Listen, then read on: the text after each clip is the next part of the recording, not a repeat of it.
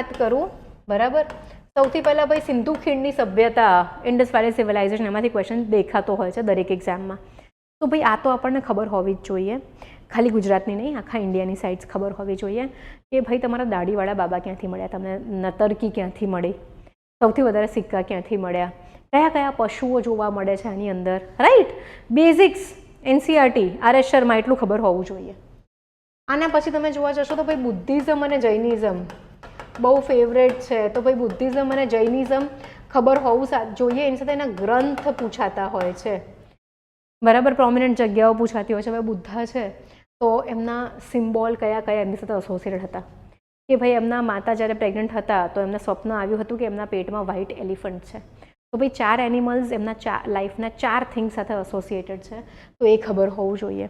જૈનમાં 24 તીર્થંકરના નામ ગોખવાના બેસશો, એમાં એક ફિમેલ તીર્થંકર છે મલ્લીનાથ, બરાબર, અને 24, 23 ને 22 આટલા 3 તીર્થંકર વિશે જોઈને જજો કોઈનો શું સિમ્બોલ છે.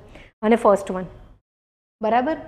આફ્ટર દેટ પછી આમાં કોણે બુદ્ધિસ્ટ કાઉન્સિલ કરાવી, કોણે જૈન કાઉન્સિલ કરાવી, કયા રાજા હતા, એમાં શું આઉટકમ આવ્યો, એ બધું જોઈ લેજો.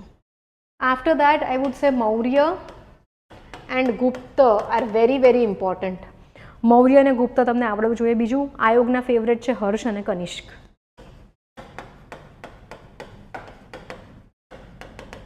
હવે નવું જોવા જઈએ તો ભાઈ સાઉથ ઇન્ડિયનમાંથી પલ્લવ્સ એન્ડ ચોલાઝ આ પણ ફેવરેટ છે. તમને ખ્યાલ હોય તો ચોલા એમ્પાયરને કમેન્સરેટ કરવા માટે આ વર્ષે જ પ્રધાનમંત્રીશ્રીએ કોઇન્સ બહાર પાડ્યા છે. તો ભાઈ એ કયા રાજા માટે પાડ્યા છે, રાજરાજ ચોલા કે રાજેન્દ્ર ચોલા? રાજરાજ ચોલાએ શું બનાવડાવ્યું, રાજેન્દ્ર ચોલાએ શું બનાવડાવ્યું, આપણને ખબર હોવી જોઈએ.